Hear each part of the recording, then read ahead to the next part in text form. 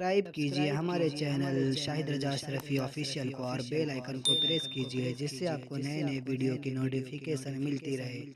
تو ناظرین السلام علیکم ورحمۃ اللہ وبرکاتہ۔ آج کا بیان حضرت سید امین القادری کا بیان رہے گا جس میں ہم سورہ یوسف کے بارے میں جانیں گے۔ تو چلیے بیان شروع کرتے ہیں، پورا بیان ضرور سنیں۔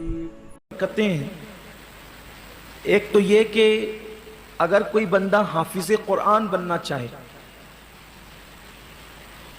وہ سورہ یوسف اگر یاد کر لے تو اسے پورا قرآن یاد کرا دیا جاتا ہے، آسان ہو جاتا ہے اس کے لیے۔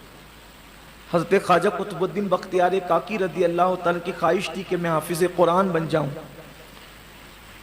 تو اللہ کے حبیب صلی اللہ علیہ وآلہ وسلم ان کے خواب میں تشریف لایا اور فرمایا کہ سورہ یوسف یاد کر لے، پورا قرآن یاد ہو جائے۔ اور انہوں نے سورہ یوسف یاد کیا اور اللہ نے پھر پورا قرآن یاد کرنا ان کے لیے آسان کر دیا۔ اگر قرآن کی صرف یہی ایک سورت، اس کے مضامین انسان دل و دماغ میں بٹھا کر اس پر عمل کر لے تو ساری زندگی کی رہنمائی اور ہدایت کے لیے یہی ایک سورت کافی ہے۔ اس سورت کے اندر زندگی کے حوالے سے سارے مضامین موجود ہیں۔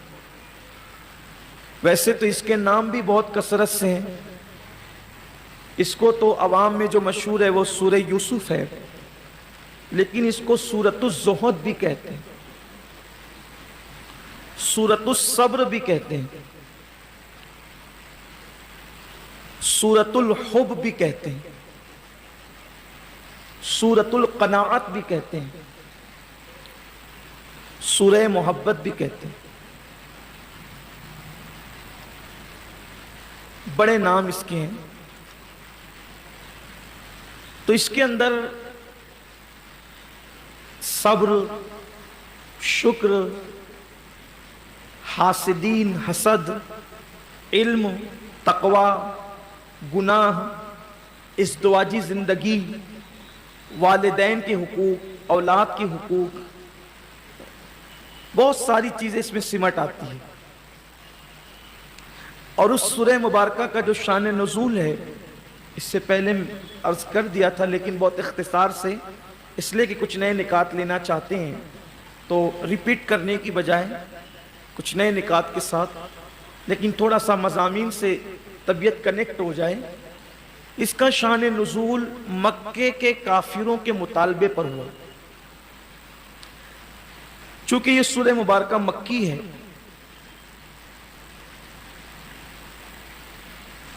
اور مکے کے کافروں کو حضور علیہ الصلوۃ والتسلیم جو قرآن سناتے تھے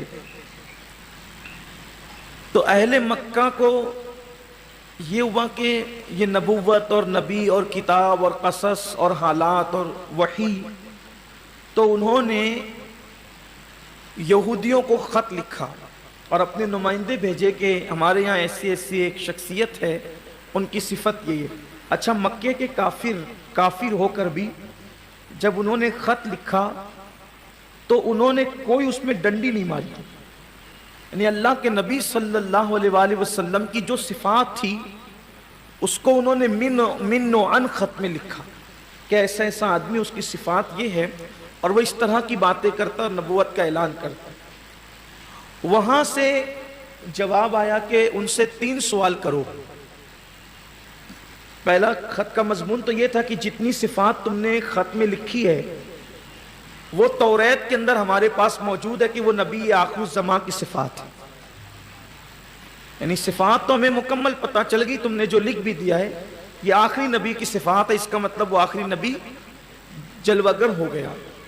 لیکن 3 سوال کر لو، ایک کا جواب وہ نہیں دے گا اور 2 کا جواب دے گا۔ اگر تینوں کا جواب نہ دے سکا تو بھی نبی نہیں ہے، اور تینوں کا جواب دے دیا تو بھی نبی نہیں ہے۔ ایک کا جواب بڑا مبہم ہوگا، 2 کا جواب تفصیل سے ہوگا، ایک کا جواب نہیں دیا جائے گا۔ ایک تو پوچھا جائے کہ سکندر ذوالقرنین کون ہے، اور قصہ یوسف کیا ہے علیہ السلام، اور روح کیا ہے۔ تو روح کے بارے میں کوئی تفصیلی جواب نہیں مل سکے، اور ہوا بھی ایسے، بس اتنا ہی کہہ دیا گیا کہ وہ تو امر ربی ہے۔ روح کے بارے میں پوچھتے، اور ذوالقرنین کا پھر قصہ آیا جو انشاءاللہ اپنے مقام پر آئے گا۔ اور پھر حضرت یوسف علیہ السلام کا قصہ بیان کیا گیا۔ آغاز اس کا یوں ہوتا ہے کہ الف لام را یہ مقطعات میں سے ہے اور اس کا معنی بیان نہیں کیا گیا۔ اللہ جانے اور اللہ کی عطا سے اس کا رسول جانے۔ البتہ کچھ اشارے ملتے ہیں کہ الف سے مراد انا ہے، لام سے مراد لی ہے اور ری سے مراد ربوبیت ہے، یعنی اللہ تبارک و تعالیٰ اپنے آپ کی قسم یاد فرما رہا ہے۔ اور صوفیہ فرماتے ہیں کہ اللہ نے اپنے کرم سے اپنے اوپر اس بات کو لازم کر لیا ہے کہ جو لا الہ الا اللہ پڑھے گا اللہ تبارک و تعالیٰ نے اس پر جہنم کی آگ کو حرام کر دیا ہے، یعنی جس کا خاتمہ کلمے پر ہوا اللہ تبارک و تعالیٰ اس پر جہنم کی آگ کو حرام فرما دے۔ پھر کہا گیا کہ یہ قرآن ہے۔ اب تھوڑا قرآن کا تعارف کرایا جا رہا ہے، نزول ہو رہی ہے سورہ یوسف اور آغاز میں پہلے قرآن کا تعارف کرایا جا رہا ہے، اور کہا کہ یہ قرآن ہے جو عربی زبان میں ہم نے اپنے نبی پر، اپنے بندے خاص پر نازل فرمائی۔ یہ اس کا جواب ہے مکے والوں کے ایک اعتراض کا جواب ہے۔ مکے والے کہتے تھے کہ معاذ اللہ محمد عربی صلی اللہ علیہ وآلہ وسلم قرآن خود گڑھ لیتے ہیں، تو کہا گیا کہ وہ گڑھتے نہیں ہیں بلکہ ہم نازل کرتے ہیں۔ قرآن ہم نازل کرتے ہیں، وہ گڑھتے نہیں ہیں، اور یہ قرآن جو ہے وہ عربی زبان میں ہم نے نازل کیا ہے۔ قرآن کی بڑی فضیلتیں انشاءاللہ فضائل قرآن ہم اللہ نے توفیق دی تو ختم قرآن کی محفل میں بیان کریں گے، اس کا آج موقع نہیں ہے۔ اس سے عربی زبان کی اہمیت کا پتہ چلتا ہے کہ قرآن مقدس عربی زبان میں نازل ہوا۔ عربی زبان کی اہمیت کا پتہ چلتا ہے کیونکہ عربی زبان مصطفیٰ جان رحمت کی زبان ہے، ایک۔ دوسرا یہ کہ جن لوگوں میں پہلے قرآن نازل ہو رہا تھا وہ سب عربی تھے، ان کو ہی نہیں سمجھتا قرآن تو پھر بات کس سے کی جاتی۔ اسی لیے قبر میں سوال و جواب بھی عربی زبان میں ہوں گے، اور میدان محشر میں بھی سوال و جواب عربی زبان میں ہوں گے۔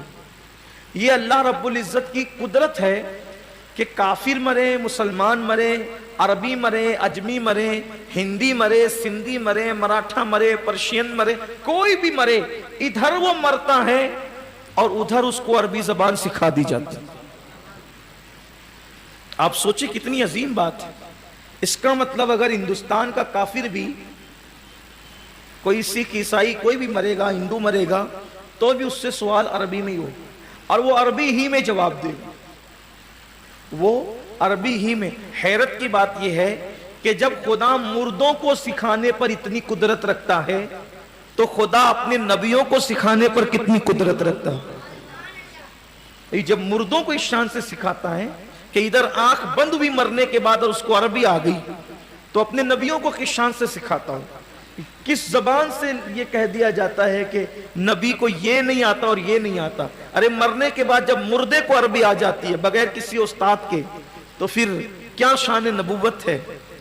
پھر اس کے بعد اللہ تبارک و تعالیٰ نے فرمایا کہ ہم تمہیں ایک حسین قصہ سناتے ہیں۔ احسن القصص کہا، اس خوبصورت قصہ، حسین قصہ سناتے ہیں۔ اللہ تبارک و تعالیٰ نے چند چیزوں کو احسن کہا ہے قرآن میں، جیسے لَقَدْ خَلَقْنَا الْإِنسَانَ فِي أَحْسَنِ تَقْوِيمٍ، انسان کی اس صورت کو بھی اللہ نے احسن کہا۔ اسی لیے حضور علیہ السلام فرماتے ہیں اللہ کے نیک بندے جن کے چہرے نورانی ہیں ان کے چہروں کی زیارت کیا کرو، ان کے چہرے کی زیارت کرنے سے بھی اللہ تمہیں اپنی عبادت کا ثواب عطا فرماتا ہے۔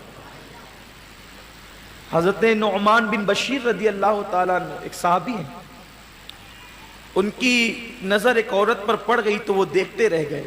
عورت عیسائی تھی۔ اس نے کہا کہ اے مسلمان کیا دیکھ رہا ہے؟ تو آپ نے فرمایا کہ میں تجھے دیکھ رہا ہوں، تو کیا تجھے پتا نہیں کہ اللہ کے رسول نے منع کیا ہے کہ عورت کو نہ دیکھا کرو؟ تو کہا کہ میں شہوت اور نفسانیت سے نہیں دیکھ رہا ہوں، میں تیرے چہرے پر یہ دیکھ رہا ہوں کہ قدرت نے، بنانے والے نے تجھے کس شان سے بنایا۔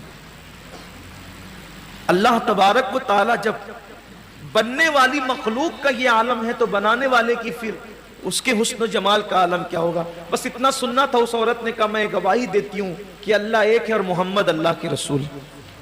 یعنی جب صورت انسان سے خدا یاد آتا ہے، کچھ صورتیں ایسی ہیں، کچھ چہرے ایسے ہیں کہ جن کو دیکھ کر خدا یاد آتا ہے، اور ان چہروں کو دیکھنا عبادت ہے۔ تو ناظرین ویڈیو اگر اچھی لگی تو ضرور ویڈیو کو لائک کریں، اور ہمارے چینل پر اگر نئے ہیں تو ضرور سبسکرائب کریں، اور اللہ سے دعا کریں کہ اللہ ہمیں نیک عمل کرنے کی توفیق عطا فرمائے، ہر بلا مصیبتوں سے، پریشانیوں سے، آفتوں سے، بیماریوں سے حفاظت فرمائے۔ تو چلیے ناظرین ملتے ہیں اگلی ویڈیو میں، تب تک کے لیے السلام علیکم ورحمۃ اللہ وبرکاتہ۔ ویڈیو اچھی لگے تو ہمارے ویڈیو کو لائک کریں اور ہمارے چینل کو سبسکرائب کریں۔ شکریہ۔